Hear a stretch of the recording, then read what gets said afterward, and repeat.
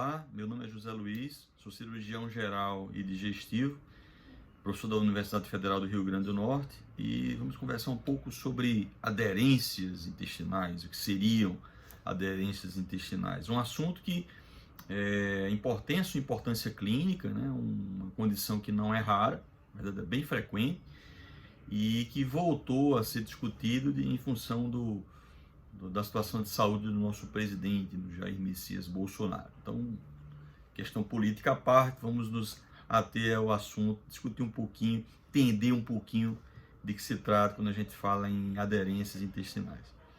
Então, assim, uma coisa para a gente compreender mais facilmente, imaginemos que quando a gente sofre um corte, né, na cirurgia, você acaba tendo uma incisão, né, as pessoas do popular chamam de corte. Então, na parte externa, a gente faz um curativo, né, e na parte externa a gente vê uma cicatriz. Na parte interna, nas vísceras, nos órgãos, então a gente não tem como colocar o curativo. Então, o nosso corpo vai fazer um curativo biológico que vai ser produzido pelas próprias vísceras, né? Então, assim, um órgão que está vizinho à região que está com uma incisão, com um corte, uma região lesionada, inflamada, então a víscera que está passando ali do lado, ela pode se acomodar naquela região e favorecer a cicatrização daquele ponto. Tá? Quando aquele processo agudo passa, aquela víscera que antes estava livre, né, ela pode ficar aderida naquela região. E é por isso que nós chamamos de aderência, porque vai ficar presa lá. Quando essa víscera ela fica presa nessa região, que pode ser na própria parede abdominal, na parte interna ou em uma outra víscera, então esse órgão que está preso lá, ele pode ter o seu funcionamento comprometido por essa nova configuração. Então, por exemplo, a alça intestinal, como é que é o funcionamento dela? Então ela se contrai para colocar o alimento para diante.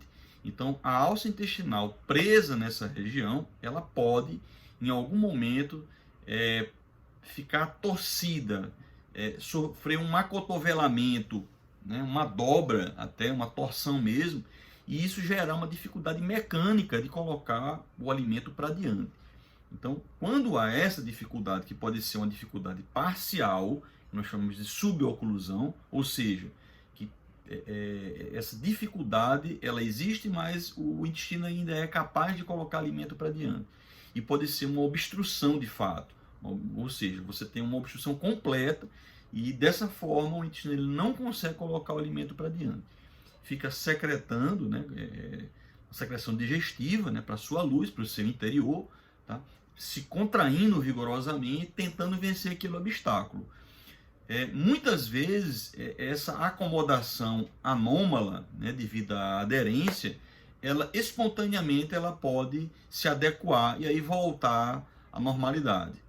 E quando isso acontece, você resolve sem cirurgia, evitando uma cirurgia. Tá? Mas às vezes essa acomodação ela não modifica espontaneamente. Tá? Então às vezes a gente precisa indicar uma cirurgia para soltar, a gente chama de lise de aderência, soltar essa região que está presa para deixar essa acomodação de forma que não prejudique o funcionamento do intestino. A principal causa de aderência é cirurgia. Então, o presidente ele foi submetido a uma cirurgia de urgência, teve sangramento, né? Foi a alça intestinal que foi lesionada, então caiu secreção digestiva na cavidade, isso gerou inflamação. Então, processos inflamatórios eles induzem mais formação de aderência. Então, assim, uma cirurgia com inflamação, então você tem dois elementos aí que justificam a produção de aderência. E cada vez que você é submetido a uma cirurgia, você tem uma chance de formar novas aderências. É por isso que, de uma forma geral, né, o ideal é evitar uma nova cirurgia. Né? De uma forma também, para facilitar a compreensão, quando nós podemos fazer um procedimento por laparoscopia, ele é até melhor. Por quê? Porque a laparoscopia, as pessoas chamam de popular por laser, mas não é nada de laser.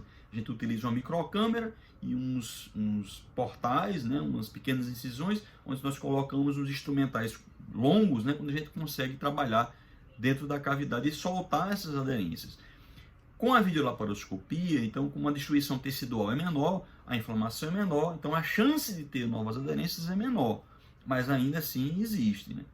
Só que quando você tem uma cirurgia a céu aberto, como foi no caso dele, do presidente, uma cirurgia de urgência, então a incisão é maior, o corte é maior, a inflamação acaba sendo maior e aí a tendência maior de formarem novas aderências. Por isso que existe meio que um dilema, né? Quando a gente está diante de um paciente com aderências, né, a gente indicar uma cirurgia. Então há uma tendência natural da gente evitar tratamento cirúrgico. Ok, pessoal? Então espero que tenha sido interessante, que tenha facilitado a compreensão. Tá? Se ainda ficou alguma dúvida, comentem aqui embaixo, que a gente vai ter o maior prazer de explicar um pouco mais, me fazer compreender melhor.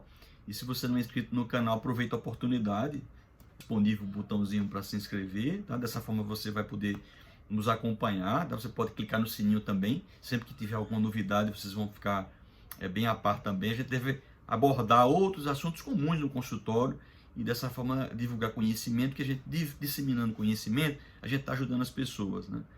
Então, você interagindo com a gente, curtindo, comentando, compartilhando, inclusive, também vai estar nos ajudando a disseminar essas informações. Tá certo? Pois, muito obrigado e até a próxima, se Deus quiser.